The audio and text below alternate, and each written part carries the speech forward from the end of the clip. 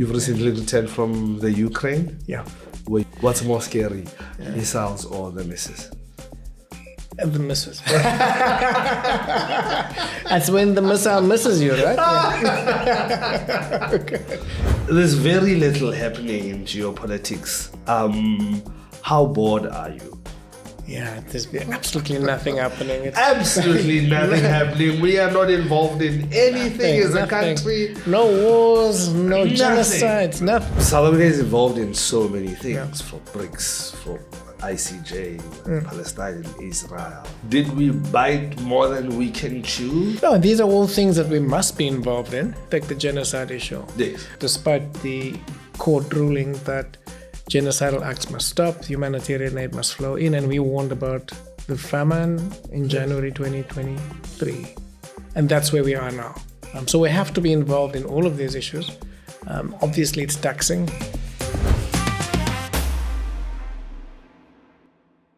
Comrades, we're joined by Zane Dangor, the Director General of the Department of International Relations and Cooperation. It's a mouthful. International Relations. Sir, welcome to Politically Aware. Huh? Thank you for having me. You know, it's sometimes when I go overseas and I'm too tired to say what you just struggle to say, I say foreign affairs. Oh, I'm not the only one. Yeah. Also known as foreign affairs. Also known as foreign affairs. Sir, there's very little happening in geopolitics. How bored are you?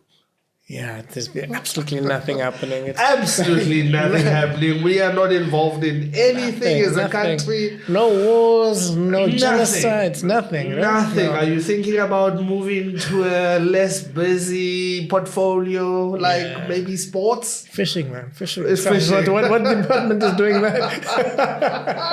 Yeah, no, but it's a crazy period. I joke that this year has been like 5 years. It's so dynamic. The geopolitical scene is so dynamic. Things change. You know, normally things happen in decades. Everything is happening on a week-by-week basis these days. South Africa is involved in so many things, from BRICS, from ICJ, Palestine and Israel, America. Like, we're involved in African Union. Did we bite more than we can chew? No, these are all things that we must be involved in. The challenge is that, for example, take the genocide issue. Yes. We tried to prevent the genocide because it's not a genocide after the fact. The genocide is happening. So we went to court to prevent further harm, and it's still continuing. So despite the court ruling that genocidal acts must stop, humanitarian aid must flow in, and we warned about the famine in January 2023. When it was at stage 3, and we predicted you're going to have stage 5 by now if conditions do not change. And that's where we are now. So we have to be involved in all of these issues. Obviously, it's taxing. Yes. We're a middle power, and we got to work with other middle powers to deal with the excesses of the big powers. What other options do we have right now? For us, we don't have a big army. We don't have a big economy to influence the way we depend on the institutions of global governance. So we need the UN to work. That's why we work through the UN. We need the courts, apex courts to work. We need the G20 to make decisions that influences, economic policy that impacts on us in favorable ways. So that's all that we have, and we work through those institutions, and we work with others because our voice alone cannot make a change.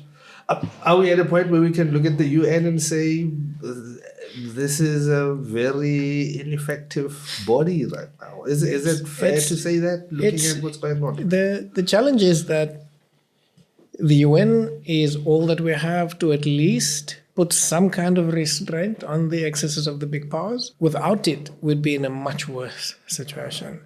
You know, what it does do is create the normative framework that we can rely on. Yes. You know, we can rely on the fact that you should not be able to take land of others through the use of force, because there's a UN Charter prohibition on that. And we can use that to argue and rally others to support us around that. And we see that now with what's happening in Gaza. Many of the same countries that were initially saying, why are you doing this, are saying, we should have listened to you 22 months ago. Yes. You've recently returned from the Ukraine. Yeah. Were you not scared of Russian missiles? No, I think you always have in the back of your mind that this is a country at war, and that you could be subjected to either drones or a missile.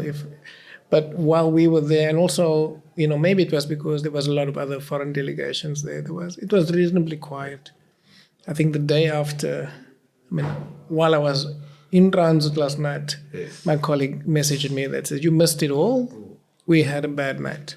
So there was quite a few missiles the day after we left. What's more scary, missiles or the missus?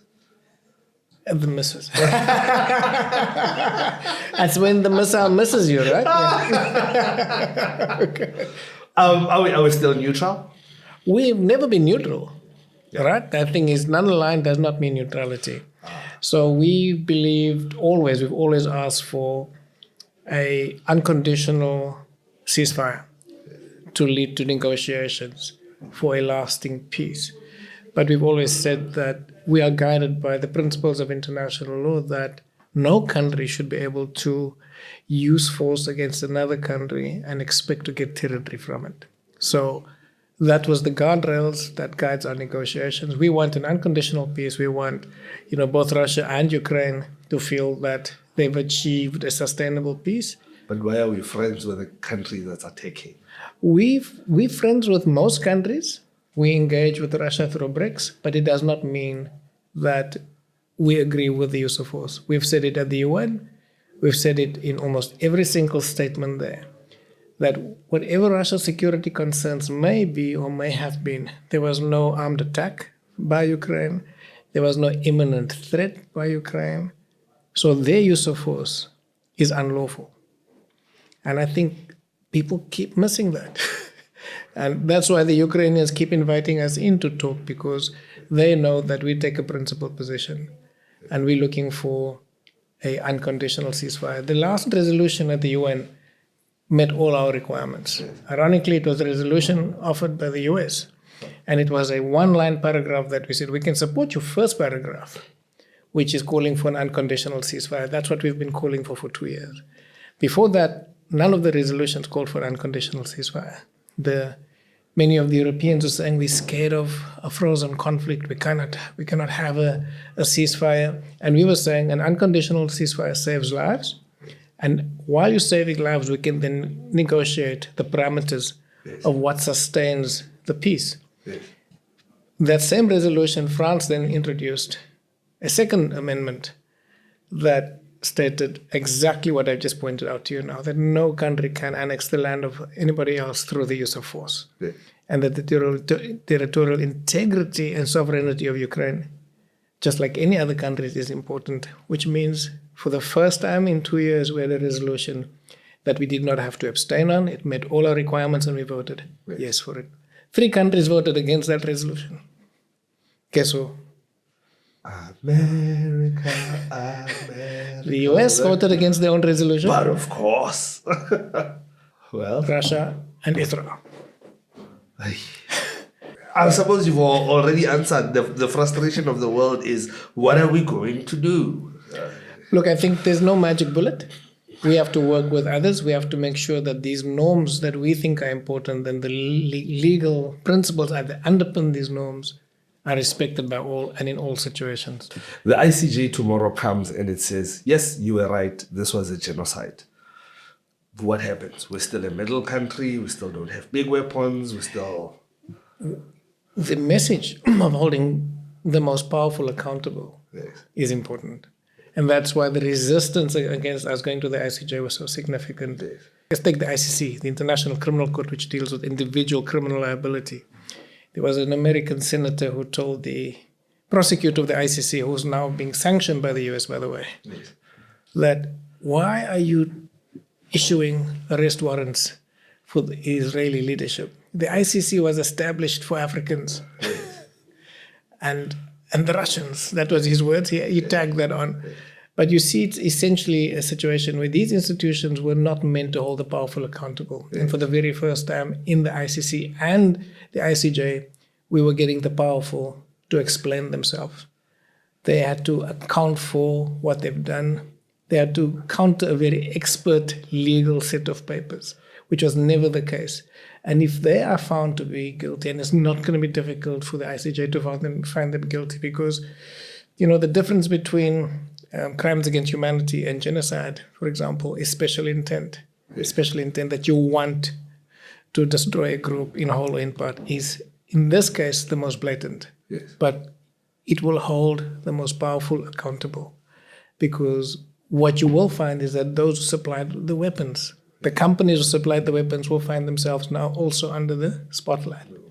They will be looked at. Were you complicit in the genocide? Yes. Were you complicit at the time when it was plausible? Because what the court has said is plausible. Yes. Right? They can't, at this stage, say yes it is, but they can say there's a plausible case of genocide. Did you not change your actions? Yes. And we're seeing that happening already, right? So you're seeing arms embargoes coming from countries like Germany and others who a few months ago would not have done that. So we recently did a deep dive into the U.S. tariffs and our trade negotiations with the U.S. We also understand that an NDA has been signed between South Africa and the U.S. about discussing the details, but we are politically aware, we are all family, we might as well have been in the room. Can you share with us some of the details? Just spoke to you about legality in India. The NDA means...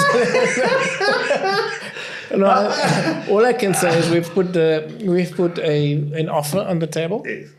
And the offer is, from our perspective, ambitious. Yes. It seeks to deal with some of the concerns the US have on market access issues. Yes. And we think that we're meeting their needs as well as ours. Yes. It's a deal that deals with what is called the trade irritants in a way that, if they agree to it, should lay the basis for continuing a really good trade relationship. But obviously we need to hear back from them, and we can't get into the details based on that very NDA that they've also signed. Yes. Okay. So if we don't agree, yeah, does South Africa have like a plan C? Do we have other people that we have lined up? It doesn't. Whether the US agrees or not, yes, we still have to have a diversification strategy. Okay. I think the lessons of the last year is that reliance on one or two markets is not good business. Yes. You need to have a diversified market so that when there is volatility in any one of those markets, your industries can still cope. So that is what we're working on now with the Department of Trade and Industries and others, with the Department of Agriculture, that our export markets must be diversified, but we must also look at ensuring that we start to produce the kind of goods that we consume, so that we're also not so dependent on imports. But our export market must meet the needs of other countries where there's we just had discussions, for example, with Ukraine, with Qatar and others, where we say, issues like fruit is cyclical. Yeah. And we should then have agreements that when it's not your production season, you'll buy from us. And when it's not our production season, we'll buy from. So reciprocity then gets built into the space. So these are the discussions we're having with other markets that we've neglected before. The G20 is around the corner. Are we ready? We're ready. We finished now 87 out of 137 meetings. It's 137 meetings. Not all of them in person. Okay. So, but the ministerials will be in person, and the ministerial negotiations will then lay the basis for the leaders' declaration, which is obviously in November. Obviously, we'd like to have Donald Trump in the country for, succession. Are we looking at bribing him with knickknacks, orange to orange, golf? I think golf would be a better option. Yeah, we've got some good golf courses in the country, but look, as long as the Americans are there, and whether it's at the presidential level or senior official, we need to hand over to the US. Yes. And whoever represents the US behind that flag on that day is the US representative. Yes. And we'll hand over to that person. Either way, it's happening. Yeah. And they will participate. We just don't know what level. Are you intending to take a long vacation after? Don't call me in December. So, with South Africa being the most unequal country in the world, how are we going to deal with that moving forward in the G20? No, definitely we will be dealing with inequality. So Brazil, amongst the countries that measure Gini coefficients, not all of them do. South Africa and Brazil are right on top. And it's because of our histories. It's very similar histories. So we have to deal with inequality. It's not good enough to just deal with growth. If you deal with growth without dealing with inequality, you can deal with abject poverty and pull people out of abject poverty. But if you don't deal with what the differentials between people based on access to goods, services, and income, you will never have stable economies and stable countries. So inequality is important from that perspective. So we're continuing with the good work that Brazil has done in inequality and the fight against hunger.